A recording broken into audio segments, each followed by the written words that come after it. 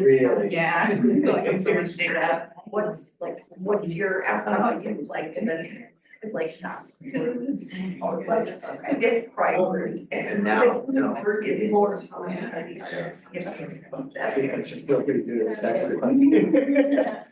But yeah, and most of my labor also is on because my wife is a liberal So just finish the draft. It's nice to have a break. Yeah.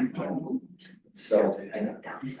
Should I as well, so, or Take do I? appropriation. That doesn't count. So we're thinking of Chat. and we put in breakouts. Oh, That's the energy project. Are you gonna be the administrative building? Yeah, and look. That's what.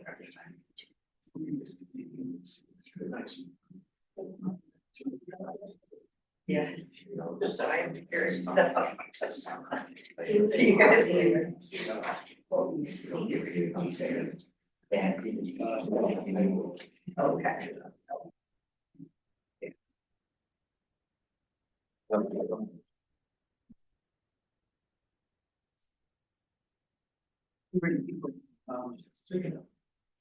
I will. My operations meeting. Brand new project. Somebody asked, at the meetings, got these, but I'll do, I'll So you were planning anyway? That's gonna, this project. And I just, yeah, build this relationship with our teachers.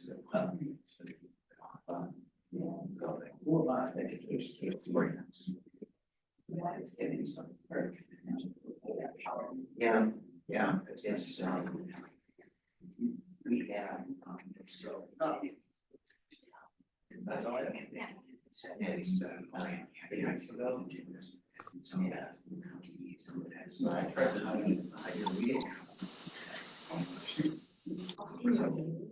HR teams and meeting. So we find. I reach out there. Do I just say, hey, I'm gonna be $100,000 congratulations? You know, I didn't, it was a really, we just sit down and sit back. I do know this, yes, we separated. There's a background check. But I can those are in instructions. So long as we have instructions on file. You know, I don't know. I don't even know. So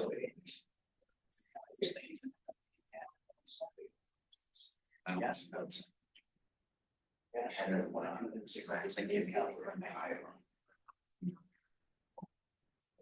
But. Yeah. There's no about. Projects, it's necessary. Yeah. Yeah. There's two geography. Great to see you. I was told to reach out to your area. Oh, no. Okay, how about here? Well, they know that the funds are distributed through the summer, so I know that I'm good through the summer. Okay, welcome everyone. We'll go ahead and get started. Welcome back for everyone in person and everyone online as well to our community of practice on generative AI and education that's co-sponsored by Dr. Christine Bowman in the Office of Academic and Student Affairs and Create for STEM with our directors, Dr. Joe Kraychek. And thanks again to Sue Carpenter in communications and Reeve, our IT guy who's making the magic happen. Hopefully we've worked out some kinks with the Zoom for this time around. I think we'll be able to put you all in breakout rooms and that sort of thing, so that'll be great. Today we have with us Dr. Jennifer Vanderhyde as our guest discussant from Department of Teacher Education. And we're going to talk about an ongoing study that we're working on with pre-service teachers. Okay. Here's the link for the slides, if you would like that, and let me post this also in the Zoom.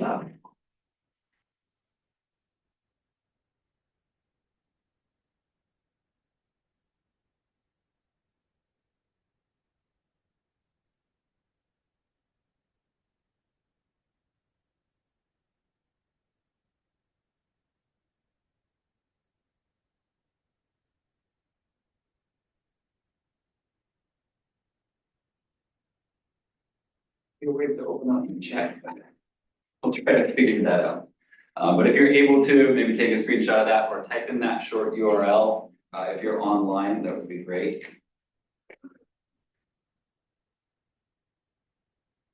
So here's our agenda for today. We're gonna spend some brief time calibrating and looking at our AWL chart from last time. Some things that all of our participants were able to put in there. And then we'll have Dr. Vanderheide and myself as well talk about some of our insights from this ongoing study that we have with pre-service English teachers. And then we're going to have some small group discussion. We'll have an option to either extend that discussion, or if you'd like an additional extension option, we can, practice designing some micro activities using generative. Okay, so from our last session, these are the things, actually I had ChatGPT do a little thematic analysis, and so things are organized by themes as they came up. So what are some of the things that we know? These participants have said that generative AI models still hallucinate and lack real-time knowledge. That's changing slightly, or they're trying to improve that. Multimodality as a major new feature, as input and output, text, image, code, that sort of thing. Still, we have these systems that are kind of black boxes, and we're struggling to fully explain them. Embedded generative AI tools, like within retrieval augmented generation systems, for example, Google Notebook LM, that kind of thing, are becoming more popular, or within Microsoft Suite, those are increasing. A lot of tools are providing answers, not necessarily learning scaffolds unless deliberately prompted to do so. We looked at a study from Anthropic last session and found that at least with Claude AI, undergraduate students were about 50-50 asking the AI to do something for them and asking the AI to help them learn the thing or do the thing. Pedagogical shifts, we're also seeing going from teaching about generative AI workshops and classes that I taught in 2023 were most about like prompt engineering and AI literacy and that sort of thing. And now we're moving towards teaching with AI, which we'll see an example of today. We are also seeing a lot of studies showing that generative AI can support assessment and feedback with the right setup. We also had some questions about institutional access. I think I mentioned last time that, and there's a link here as well, we do have access through MSU to Copilot, and it says on the IT website for now that Gemini and ChatGPT are coming soon. Also not sure about norms around ethical use, data security, intellectual property ownership. Some of these bigger questions we're gonna hopefully address next week with our guest discussant then. Some other things we wonder, like the trust and the ecosystem. When are we going to have secure but university supported systems? Student use and impact. How do students perceive generative AI in their learning? What are the long-term effects on student thinking and skill development? That's a really interesting question too. Last session I shared a picture of my son, and he was doing his math homework. He's 9 years old, and he got kind of stuck on a problem, and he turned to our Google Home device and he said, "Hey Google, what's 5 times 7?" And then for some reason that let him power through the rest of the homework on his own, which is interesting. But there's a lot of questions there, right? Teaching and integration, some of this we'll be talking about today. What are best practices for integrating generative AI into instruction and writing? Can AI agents support dialogic, inquiry-based learning like Socratic methods? I think, yes.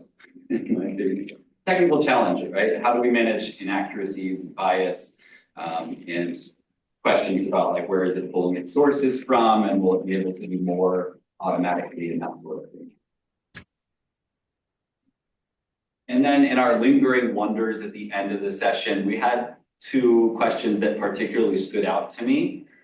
How can we include the actual research, right, in the AI and deep research? How can we ensure the information is accessible and current, especially given the current political circumstances? Have we surpassed Moore's law? If you're unfamiliar, I linked you to the Wikipedia page here. It's essentially something about circuits or something like that, but essentially like the hardware is doubling in performance about every 2 years. That's the concept behind Moore's law. And so there has been some debate online about whether the technology is increasing at a higher rate right now. And what's beyond the horizon. So we'll address hopefully some of those questions when we have our guest discussant next session, Dr. Liz Cloud, who's a new faculty member here in our EdPsych and EdTech program and studies AI. Okay, but the focus of this session, right, is how can we integrate generative AI into teaching in ways that enhance student agency and creativity and understanding instead of undermining them. And if we want that in the form of a driving question, what does it look like to teach with generative AI rather than just about it? Okay, if you want to sit or stand, either way works for you. So Mike and I were working together last year on a project. As he said, I'm Jen Vanderhyde. I'm an English education professor in teacher ed department. And we were working together on different projects with a colleague in urban planning. But we're really interested in the ways we saw some of those undergrad students use and not use ChatGPT as part of their ongoing writing. And we are curious what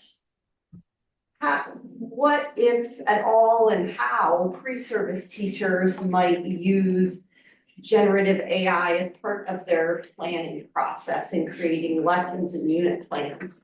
So I was teaching a methods course for secondary English language arts teachers who were not yet in their internship year, but in the year prior to that.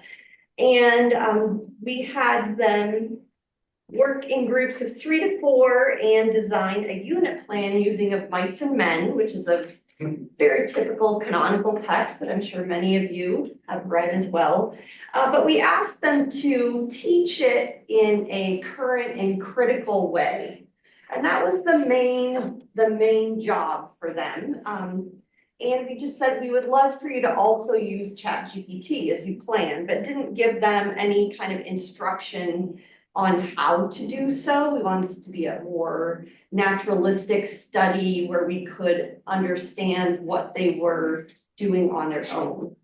I will say, we're still really excited about this as we're like finishing up the write-up of it right now, but it's already feeling quite old in many ways because I, see these same pre-service teachers now in their internship years doing really interesting things with ChatGPT that didn't even occur to them then, because we're just that much farther along in our uses, in the technologies available to them, the products that are available to schools right now. But we'll talk about where we were about a year ago in time. So they planned these units together in these groups of 3 to 4 over 3 days, mostly in class, sometime out of class. And we were collecting data by having them join Zoom breakout rooms and record their screens. So it was kind of capturing their voices in their group and what was happening on the screen of one of the people in the group. And then we also had their materials that they used, including ChatGPT prompts and output, and then all of the curricular materials that they created. Because I was the instructor of record, I really just kind of hovered around as an instructor. But Mike did check in with them and kind of do some coaching around using ChatGPT, which he might mention at some point. That was kind of interesting as we listened back to it. We started off by we kind of started with just getting a lay of the land of the data analysis wise. We watched things, listened to them, created transcripts. We created what we were calling conversation logs, where we would take conversations, the transcript of conversations, and then kind of layer into a transcript the connected ChatGPT prompt and output, and then any of their materials that they created that were related to that conversation in ChatGPT output to help us understand how, if at all, they were using ChatGPT as they were creating these lessons and unit plans.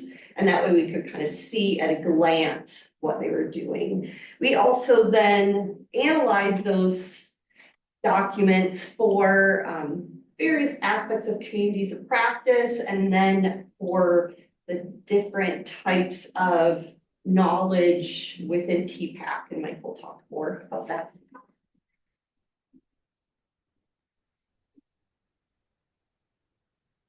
Okay, I won't spend too much time on this because I'm sure some of our participants might be familiar with this framework because it was developed by Pumi Mishra and Matt Kaler here at Michigan State.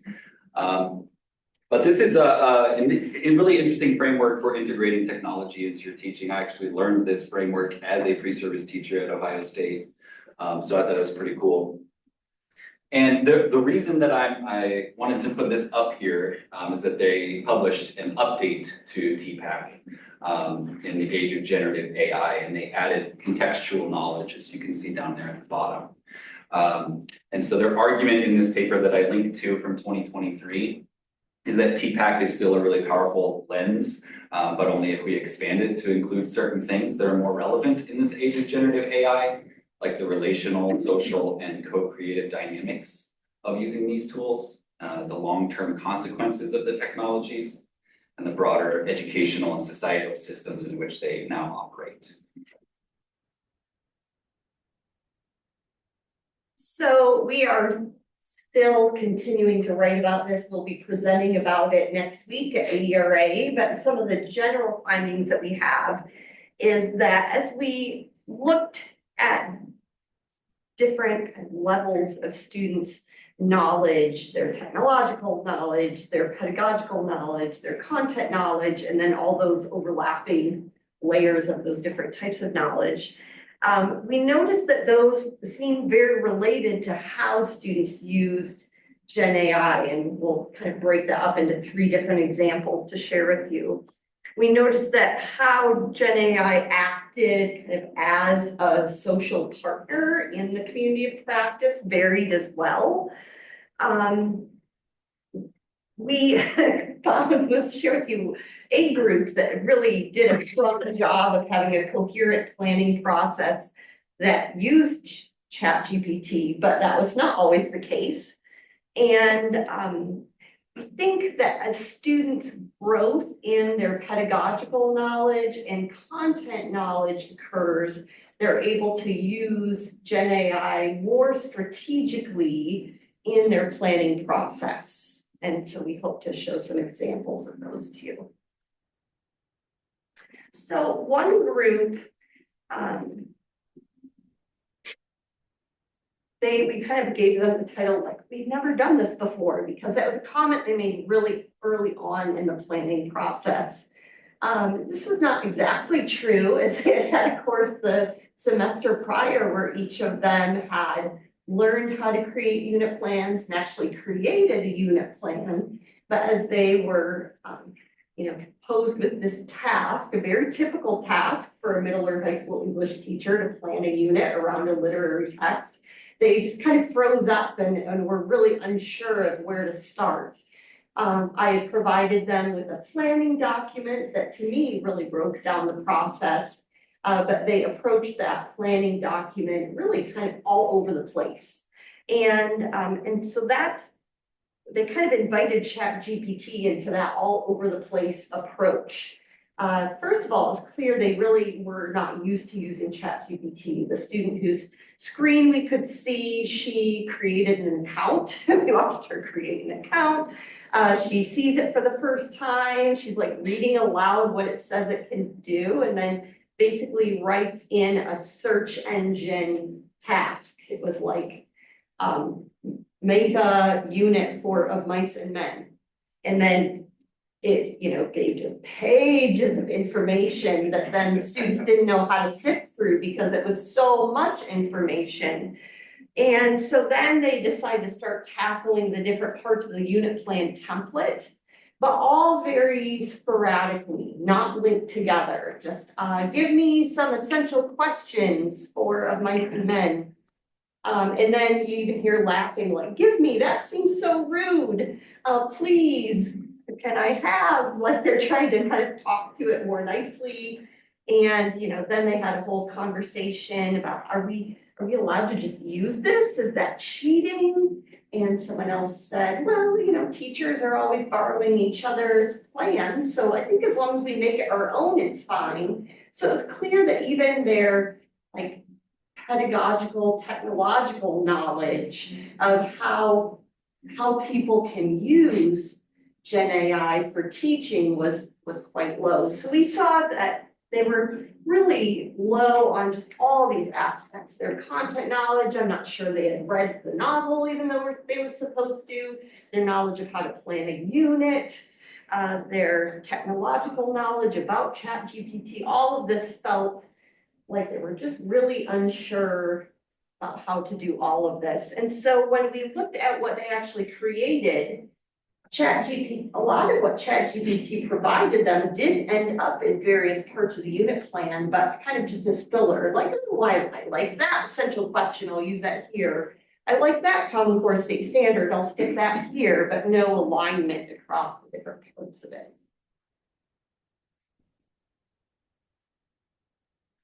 In group two, we gave this one the title, one of 17 open tabs, because that's how they started. They had 17 tabs open, ChatGPT was one of them. And that seemed like a fitting metaphor as we were analyzing their interactions, because they used ChatGPT essentially alongside these other tools. They were Googling and pulling in things from their mentor teachers and things like that. And so ChatGPT wasn't necessarily a central collaborator in that group, but they did use it. They did prompt it for like literary devices, and they went through them individually, and you could hear them talking about it like, oh, there's foreshadowing? I don't think there's any foreshadowing in Mice and Men. There is. But they were, they were attempting to evaluate that output critically. And then, like Jen meant, or Dr. Vanderhyde mentioned, I was kind of going around as as a researcher and kind of coaching them and nudging them along a little bit after the first session, probably more toward the second and third out of 3 sessions. And some of those nudging conversations were like they were struggling to come up with a rubric, and I was like, and they had half of it done, I think, and I was like, copy and paste it into ChatGPT and see what suggestions it can give you to finish that rubric. And then they did, and they were able to kind of critically evaluate that as well. And so this group, I would say, we titled Emerging TPAC. This is probably the group that had enough pedagogical and content knowledge to make a little bit more use of ChatGPT and learn how to use it. So I think that this group, within this group, their TPAC knowledge probably increased through those experiences with a more knowledgeable other. And then of course, yeah, that TPAC development was situated right within a community of practice, because Jen, knows them very well and has had them, for several semesters, I believe. And so we could see in their conversations that they knew each other pretty well too.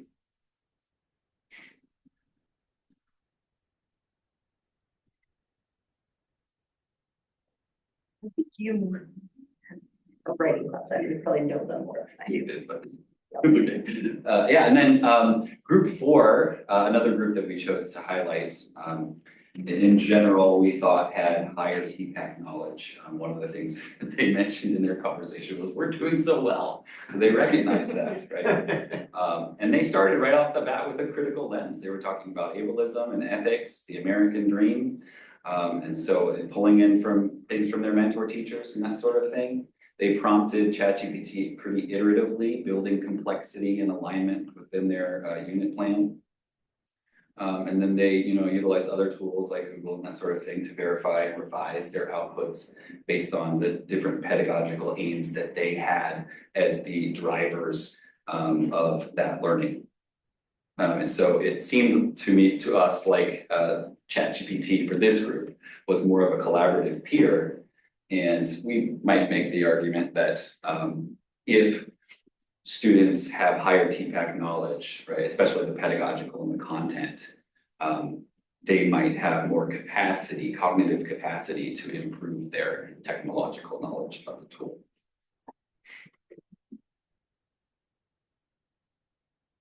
Maybe before we discuss, questions or something like that, we could maybe 5 to 10 minutes or so. What kind of support do you give support to? Yes. What kind? Yeah, like for learning, utilizing ChatGPT. How deep did you go into this? Because one of the things that come to mind is cognitive load. Yeah. You got a teacher, was it middle of the year, pre-service. So either or, different kind of services, both of them are engaged with insanely high cognitive load. You come in and say, look, you can totally hand. They like, I don't have that. So they push back. And what kind of, this is why I'm asking, what kind of support did you make to, did you see as relevant in making this relevant for them? So they will want to do this. And also, asking in terms of when addressing that kind of support, did you think about sustainability as an aim release? Okay, I'm going to do this with you, and down the line, you will know where to find the research you need. So, Well, I think we had more of an approach to get to those supports, but rather than go in with supports, we were curious from a more naturalistic perspective, how they were already choosing to use the tool for a practice we thought they already knew how to do, which was unit planning. Now, we found out through this that some of them felt more, you know, had more efficacy around that than others. nice. But I think, you know, one thing we're hoping to do is to learn from what they do and don't do to develop potential supports. I know that was kind of a goal of yours, Mike, is to kind of use what we noticed from them to create some really portable scaffolds that teachers and pre-service teachers could use. I don't know if you've had any thoughts yet about, it's a little early yet. Yeah, that's a great question. But yeah, I think just to build on that, I think our approach was, it was 3 sessions. In the first session, we just kind of wanted to see how they would use ChatGPT, if at all. And then in the second session, I just kind of went around and checked in with each group for like 5-10 minutes and just kind of had a conversation with them. I was like, how are things going? Have you used ChatGPT at all? Like, do you have any outputs, you know, from ChatGPT that made it into your unit plan?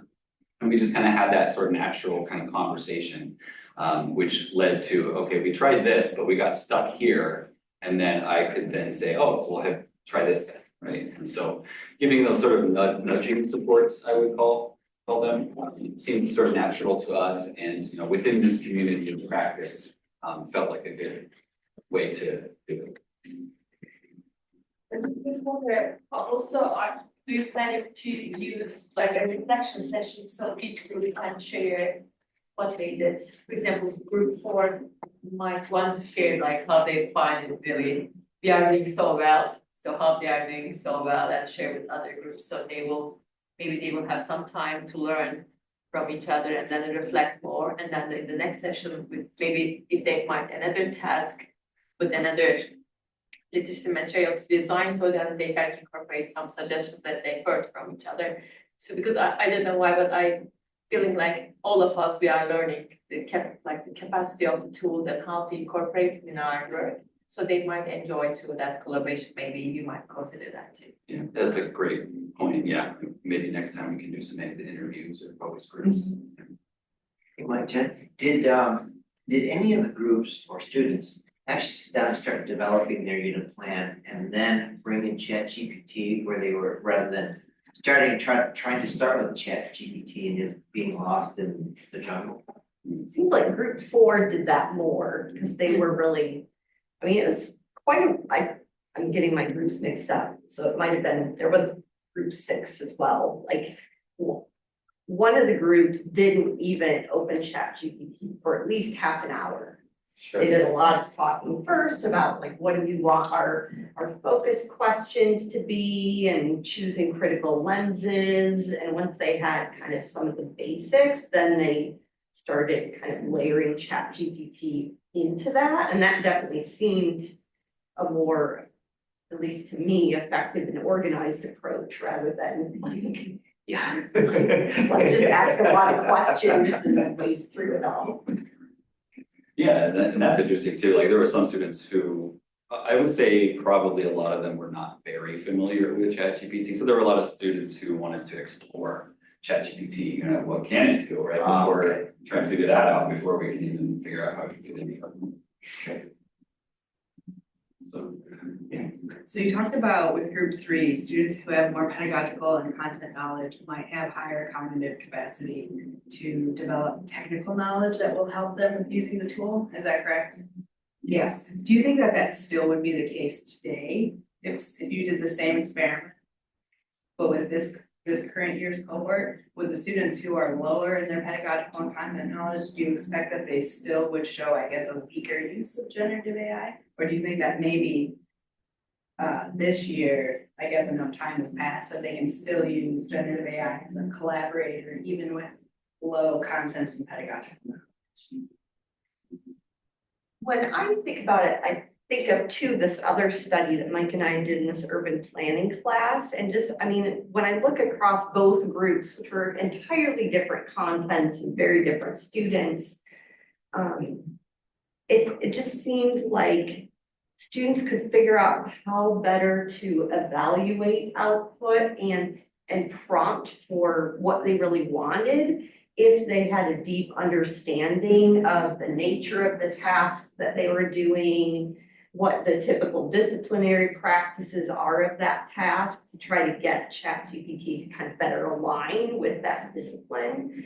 And so I think like my students this year, you know, if I were to do it with, I guess, a similar cohort, you know, they might be more familiar with GenAI, but I think they still might view it as a task that can do things for them rather than a task that can do things with them. And still like, you know, like that, especially the linking process that we saw in that fourth group where it's like, okay, now, you know, give me some learning goals. Okay, these are the 2 learning goals. Are there any common core state standards that align with those learning goals? All of those decisions, they really have to prompt, at least so far. Yeah, and I do wonder if, because you did mention that maybe now their use of ChatGPT is a little bit more advanced. So I do also wonder along those lines, like if their use of if their competency with ChatGPT is really high, I wonder how that would impact the other areas. Like, do they need to read the book now? I hope so. Yeah, that's an interesting thing about like how these various aspects of TPAC are related. You know, we see them in that image as a circle, but you know, if different ones are high or low, does that change kind of how they relate to each other? Yeah, Dr. Hartman. Just a quick thought comment. So as I understand TPAC, it's representing 3 sort of overlapping spheres of knowledge. So when I look at the dash points in the cases on the next subsequent slides, they're more about practices and interactions. And so I'm wondering if different labels for them, since what you're naming is less about knowledge and more about what they're actually doing, the activity or the actions they're taking. Yeah, we've talked a lot about this because we were trying to figure out, is it, in a whole day, you're like, is it knowledge or behavior? And then, you know, it's like, do these various kinds of knowledge become visible in the practices that they're participating in? You know, is the fact that they can, you know, can plan a unit does that kind of index the fact that they have this pedagogical knowledge? You know, is there a relationship there? So I appreciate that thought, because we're trying to figure out how best to keep that alignment from TPAC to what we're noticing, because our data is all it is it's social data.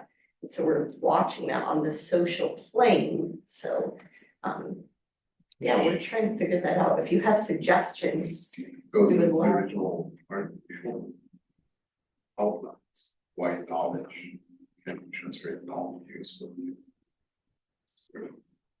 Actually call it Mishra's work also leverage of this in terms of observable evidence. Both of them. And you can address practices and how much you use. Multiple practices that address this thing. Is there any other way you can assess this kind of knowledge? Yeah, you can, I think there are some quantitative measures, but we didn't go that route for this one. Oh, in terms of, say you look at what the teachers do and what they talk about. Can you frame it the other way? Except for knowledge and proficiency, call this. Good question. Since I don't think so, your point is valid. I mean, potentially you could take a social practice route, and think about different discourse practices that they are, and kind of what's. Will they be able to engage in this kind of discourse without the relevant knowledge? Now, in your case, it's even, it brings a critical point to teachers know AI. Know AI, well, you can go a lot of places with this. You can go to know AI and like a teacher can say, know AI in my realm, know AI. There's, like you said, teaching about AI and with AI, different kind of knowing. So I think this sort of expands and builds on your your position here. It's valid. Very. Yeah, thank you. Knowledge and use. Yeah. Well, I apologize that I have to step out to go teach other preserve Oh, that's teachers. not fun. They keep coming. But thanks for having me, and I look forward to listening in on the rest of the conversation with the recording. Do they still use it? I mean, this group that we studied, they're in their internship now, and they actually use it more than they did last year. But there's a lot of interesting products out there too that their schools are using that have made that easier for them. well, thanks so much. Thank you. Thanks for having me. Thanks, John. All right, now you're starting. Okay. So I figured maybe now we can have some discussion. Thank you all for your feedback and questions and that sort of thing. It's been a great discussion about that particular project. Maybe we can think about like expanding this or transferring this to other, your own context that you're interested in. And so I've got some questions here if you would like, you need some prompts to discuss. But maybe some questions around how you're thinking about generative AI, maybe in course design or curriculum design. What sort of challenges are you encountering? And what might meaningful generative AI integration look like for your context? So we got 14 participants online. I'll put you all in breakout groups online. And then in person, we can discuss. So this discussion could go until 3 if we really wanted it to. But if discussion kind of stalls, we can also have an optional extension activity. If you'd like to try something like this out, you could take some time to design a task where students might use generative AI to support an instructional goal, maybe revise, critique, justify the AI output. And then there's some optional add-ons there, right? You could frame it around a critical issue, include a reflection or audience consideration, and align with standards or transfer goals.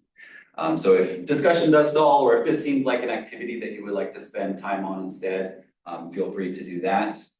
And I will put everybody online in breakout groups and go ahead and get started with discussion. So feel free to talk with a partner or a small group while you're here about any of these things, and I'll try to be around as well.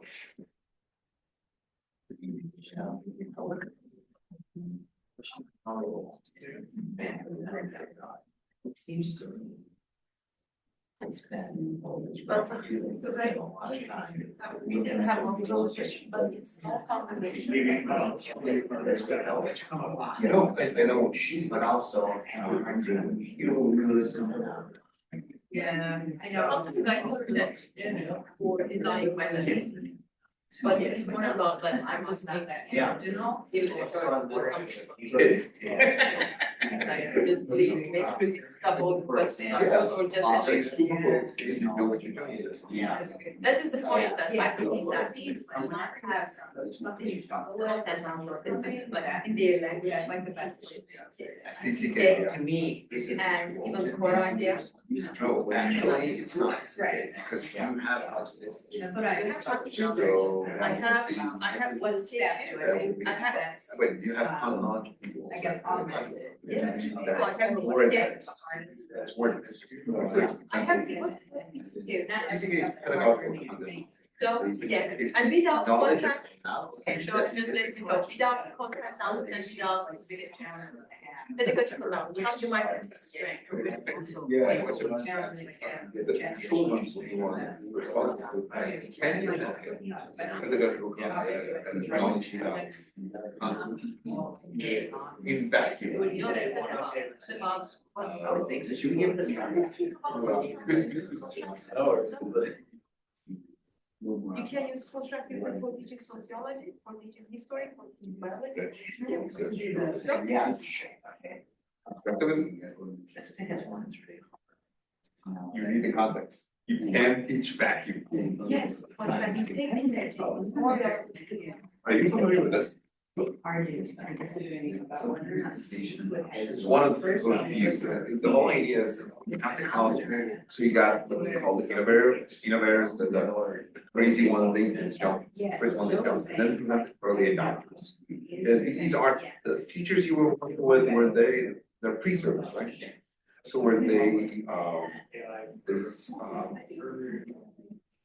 they chose the pre-service, There are observable They had the characteristics. yeah, so they are sort of early adopters, you sort of created the situation, like, okay, let's say you go to the public, okay? The first people who bought a Tesla, okay, so early adopters, So that's. then there's a gap. I guess, Here's what would be a good phenomenon After that early highlights adopter, you have what we small call the scale early processes majority. with that. So these small cities, they don't have So here's this, you were not expecting, so I was thinking. After something complex, because it's so fast and complex and Very, very small well. scale. So today, And also. talking about AI, I know. cast a couple with something that has the word AI. Was, you know, Which is interesting because you're talking about and asking the question is hard, actually because. lesson playing with AI. Something. Anyone who uses an AI That is sort of caused like by. classroom direction. Yeah. Processing. That was not part of it, but they may have used it. Like, I guess, right. Do either of them implemented AI within work relegated to students? So we're, in any of their proposed lessons, was there a unit element that inclined, okay, students are gonna do this with But AI? it doesn't work for them. Students doing things with AI? Yeah, I'm gonna give it context about teaching and stuff in a second. Yeah, I think they only used AI to. So that's part of this sort of, and again, this comes from the definition of educational technology, using, this, the reason I'm asking is, was part of my dissertation, so. You might wanna look at leverage. Yep. This is what you're looking into here. Meaning, why the ask have the teachers relegated or gave the teachers, the students, sorry, built-in opportunities to work with AI because they are participating. Now, if they are participating and they're not letting their students, how, what do you think that this has? What can you say to the cast about their own experience? Now, let's pause here for a second because you haven't yet observed or checked how those teachers are working with AI now, because that was for the second discussion. based on the pretest, it was the first time they ordered. So maybe some of them gained so much started going, this is amazing, we want everybody to do it. Okay, and I can give you a confirmation example how it worked. I used to work with a teacher that with a video One of them I have. recording in her lessons. This. So she used to record the lessons and then let the students watch them at their own time. And at some point, there was a task in which the students could do a recording of the lesson. And a large chunk of the students opted to do so. These are not. Eventually, they taught very small that. That was also part of a very small focus. Yeah. I mean, how often you see, lettuce in the class? The interesting thing is, Great.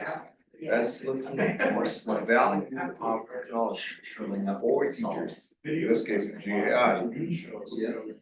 As they move forward, because they don't only see the value for themselves, they really truthfully implement or take in that perceived value. So what, it's important enough, it's gonna disseminate into it. So, those two tools I really recommend about, Nice. it's called the adopter's curve. That will also allow you to, say, why have the teacher. First of all, why isn't anybody all over the world right now doing ChatGPT or doing AI? The reason is because we're stuck there. We're at the gap, right after early adopters, we're there. So it's gonna move on, it's gonna take. And the other one is really perceived Okay. perceived value and something else, I forgot the name. The whole idea is teachers specifically, they do it in the context of pedagogy. They see something that's worthy, can supplement, support, or bolster, enhance their pedagogy. And they not only use this superficially, but it goes deep, and actually transform their own pedagogy, not just the way that I built lessons or plan, whatever, and also the tools I actually use one. It also connects to your question, do I teach about AI or do I teach with AI? So if I teach with AI, does my teaching include having the student experience this, or am I keeping this ace in the hole formula? Or formula? I was thinking of the questions that you generated. So that's, So I'm that's asking good, for it's true. If you try to support the teachers, so if there's a tool that gives them. So normally what we are available resources, some teachers might enjoy Oh, the here, like no. any kind of that. The big one is when you get close. And if So, what's the mechanism? The closest would ChatGPT be. or another trigger, just for example, what I would give this dynamic, because I try to be relevant to my context. I mean, I don't doubt Yeah, it, but I'm like, try to make it like a relevant curve. But then Yeah, again, you guys So it brings the Right. diversity. when you get close to So the teacher might not easily find the resource that will overlap. but see, this is, we can actually put everything that in change too, right? And let Yeah. them How know does- that these are the like typical resources or like these what are some here relevant the- phenomenon or focus for my students. So I want to use So that the confusion. as a central phenomenon and build science learning around it. So it would be great to have that too. But at the same time, my current experiences with ChatGPT showed me that like it really needs a critical eye. So as you described, like you do not have well understanding of the main principles of like what kind of teaching. For example, we are using PDF. So if you do not really understand PDF or NGSS sense making, it cannot easily use other like products of ChatGPT. You need to give really. I'm just using really just do something for me. You say that work for me instead of work with another. I think my current understanding of that's the it, you're right. capacity of ChatGPT is in the state of work for me still, not like work for me, not work with me, because I needed to give specific instructions or when I got a output, I need to criticize it, and then even ask some more questions. So this is really sometimes which makes things correct. Sometimes meetings among the lesson or like even when you're doing write down all the comments together. Yeah, sometimes somebody forget to address because I tend to speak a long sentence and I do it so I didn't do that type of. Yes. I think if they come to that level, it will like having those criteria for the products.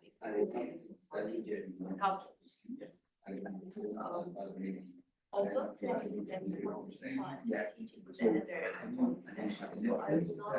when I was teaching students, I was spending many hours to generate handouts, PowerPoint slides, all things, and you are getting so tired and.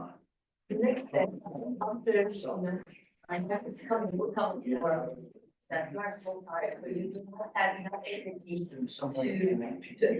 like to use the potential of your actual materials. So because you were so many rigorous design and you are getting tired, you don't have so much time. Now you just want time things. And eventually you have more time.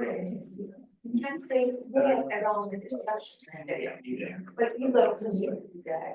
So I think that we can make that like an international, let's say, I think it's one. Yeah.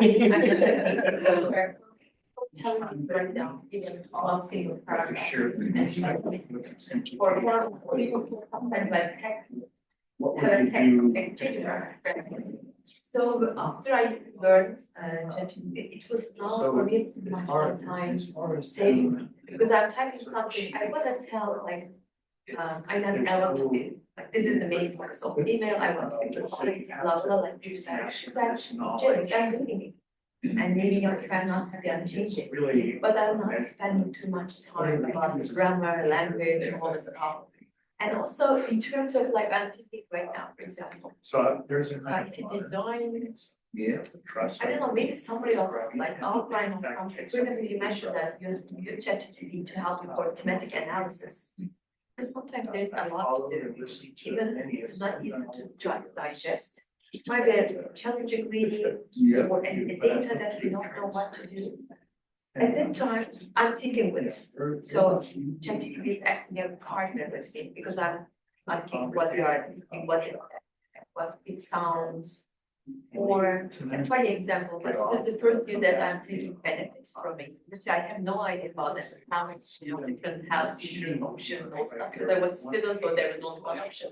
So I was chatting with ChatGPT to understand like the importance of this and the differences. And then asking questions, okay, if I go to the doctor 3 times a year, blah, blah, what it costs through this insurance? It's like, you have to help with this, like, when you make a decision, you ask some questions to yourself. And it was really helping me a lot. So I was so happy to have that, and that. So that was the part that I'm thinking when checking. But if it comes to the, maybe the area that I'm more expert, so I prefer my understanding because maybe it is the reason so I might see that some missing points or like some points that might be in a better way. But in other case, And that's crazy.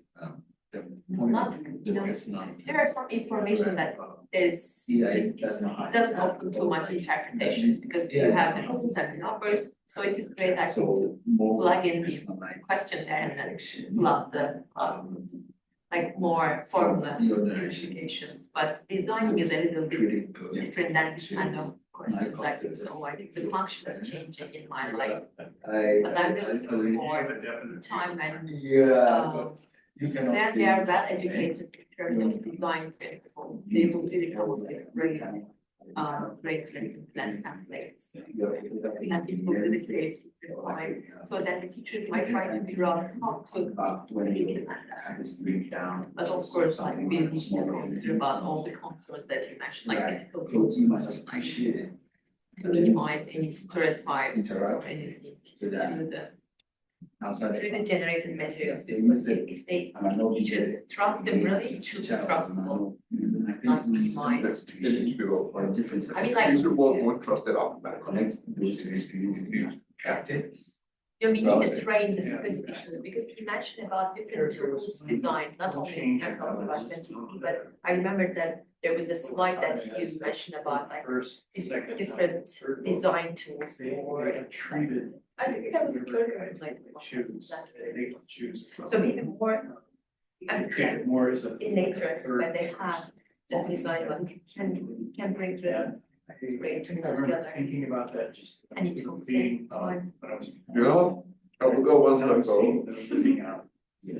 Ask AI Some of them have learned that, especially the ChatGPT. to explain You can. the value of AI to teachers. Just have. Are you familiar with the term? Yeah. Art play. So they're like. I don't know, there's a term called ars poetica or meta poetics, that's poetry about poetry.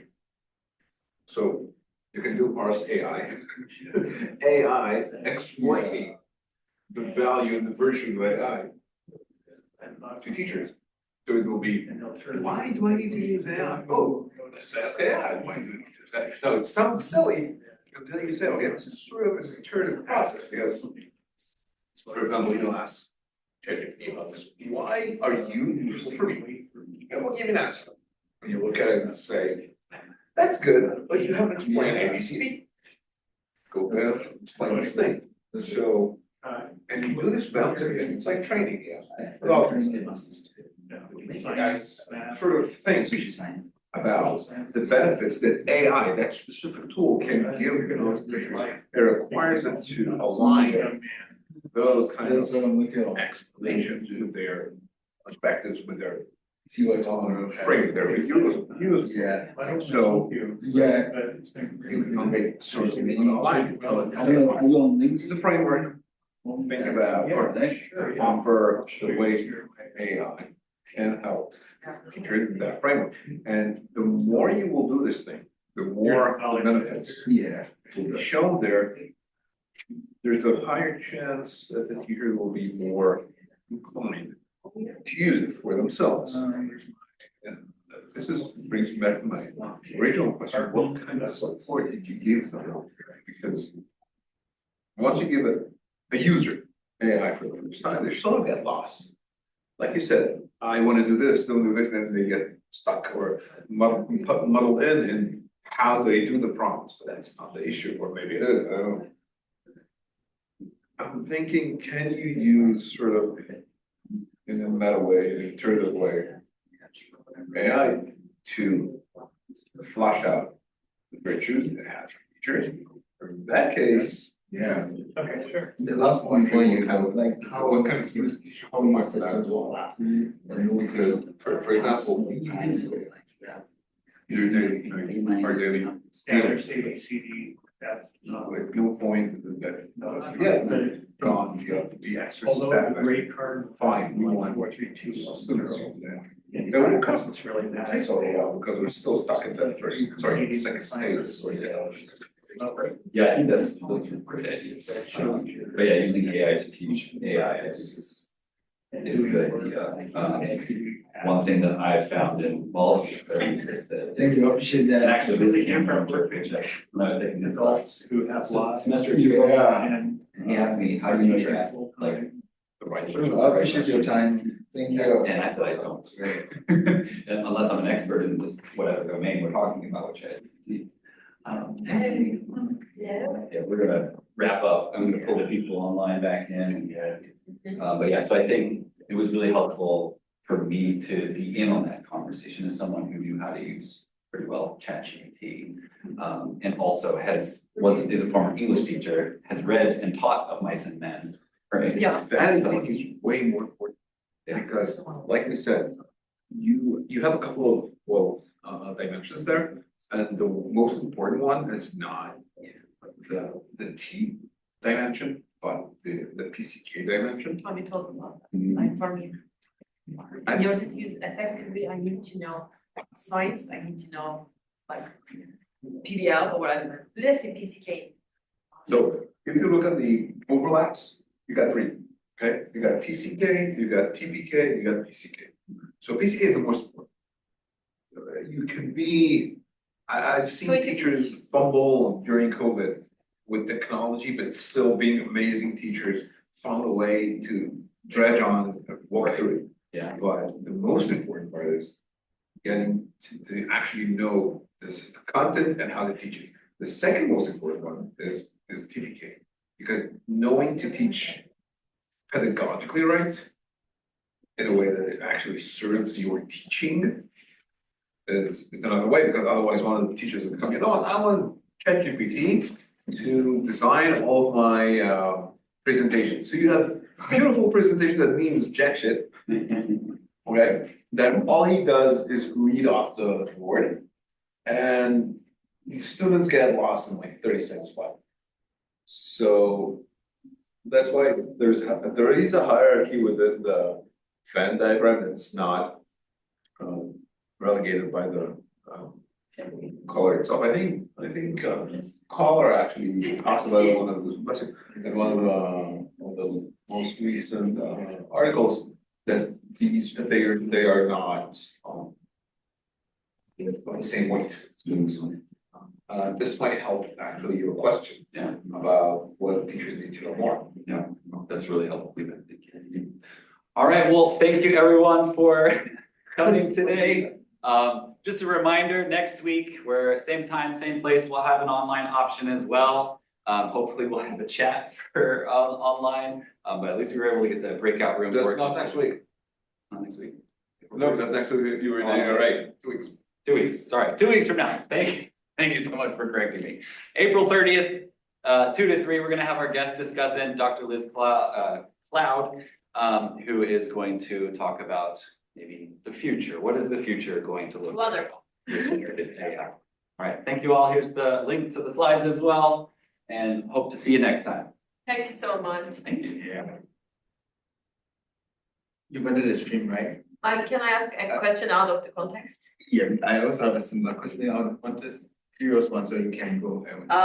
I downloaded your first presentation and I would like to use the template. Is that okay? Like the presentation template, because we have a template and there's a Spartan, big Spartan everywhere. And I'm sorry, it's so, for me, it occupies too much space, but I like the one that you have. Sure, yeah, feel free. I spent like hours and hours making this template. So how I You're can fine. acknowledge it? Sorry. At the end, I would like to acknowledge the template. Oh, sure. Well, yeah, you can do that. That's fine. Yeah, I would like to do that. So, Thank you. if you don't mind, could you share your name again so I will make sure? Yeah, for sure. Or even put your somewhere, because in the presentation I checked, I didn't see your name there. Right, Mike for Mike. Here, okay. Yeah, sorry. Maybe the other one, yes, so, yeah, I would say that template prepared by, okay. Great, thank you, Mike. Yeah, my last one is a curious question I've been thinking, right? And it's with academic integrity and student. Yeah. We know that ChatGPT in the early models could just manufacture things for students when they just put in the assignment. Even if it does not have any answer, it will find something for students, right?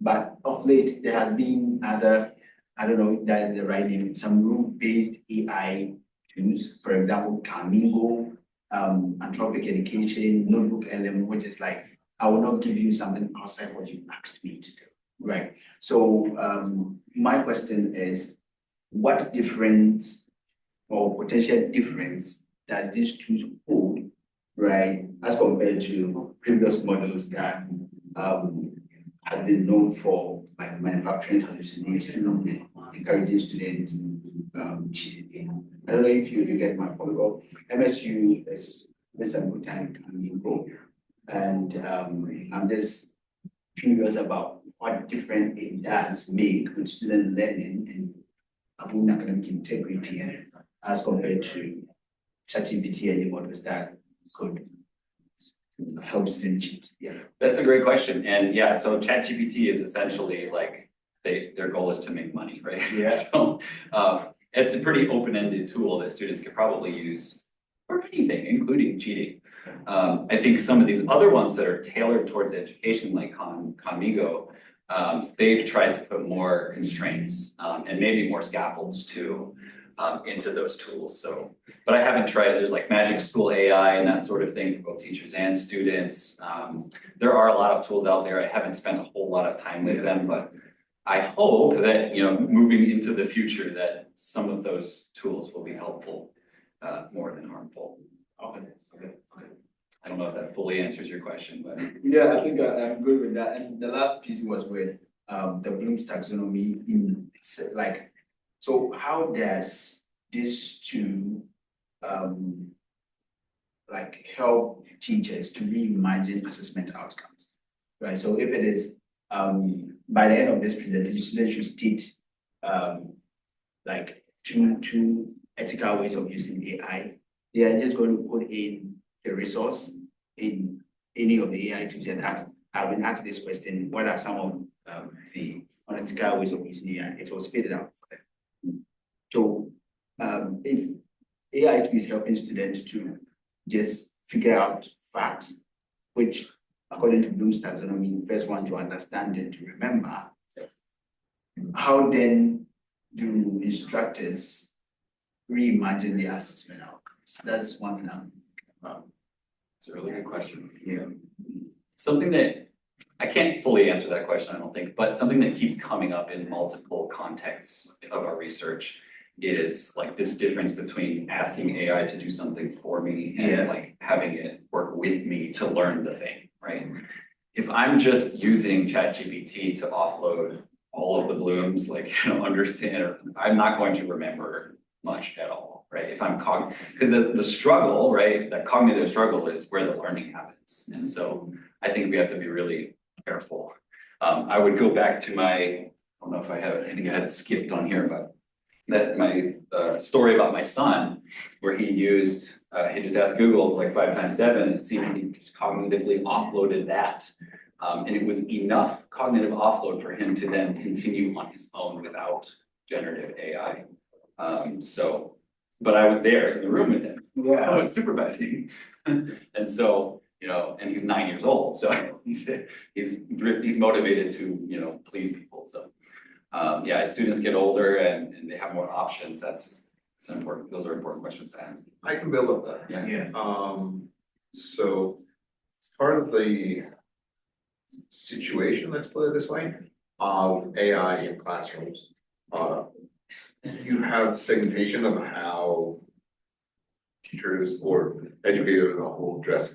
Some of them ignore it, some of them actively try to push it out in different kind of ways, and some of them embrace. So the embracers, like we talked about, are somewhere in the early adopting phase. If you look, there's something called the technology adoption and education curve, okay? And it will show you that any kind of educational tool, you have the innovators, like the crazy first ones, and then you have the early adopters, which are the first one to jump into and try to utilize whichever tool that is, that's universal. Then there's a gap, because then there's sort of the actual test for that specific tool. And it can be whichever tool you can talk about. It can be like, I gave the example of video recordings, it can be it can be games, it could be, if I go back enough, it can be a blackboard, okay? So if you read, there's a book by Brooklyn, I think.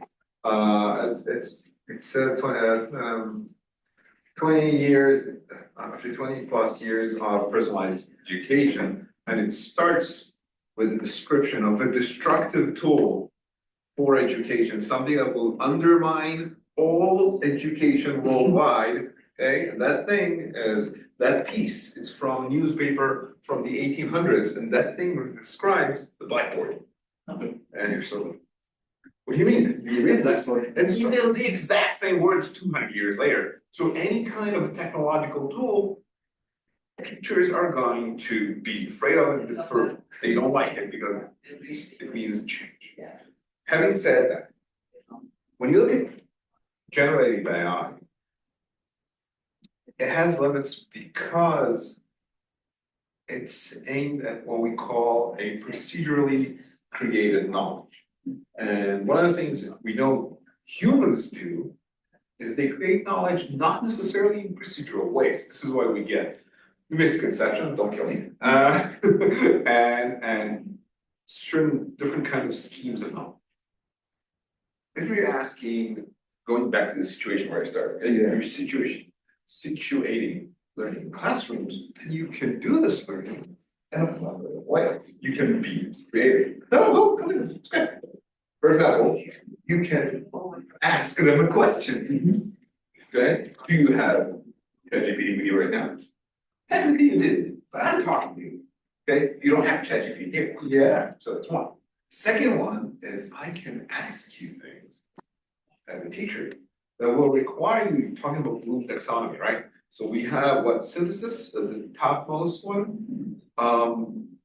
So ChatGPT will be able to synthesize existing, Yeah. but it won't be able to do projections. So above the synthesis, or very, very tiny, you don't see it. Yeah. At the top of the Bloom taxonomy, it's a joke, actually it's a joke made by Bloom, that the ones you don't see is the projection. Because the idea is what happens in the future. Go ahead. By the way, if there is a lecture about the future, I'm bringing a lottery ticket. A lecture about the future, I'm bringing a lottery ticket. Okay, so you can ask the students to try and extrapolate information.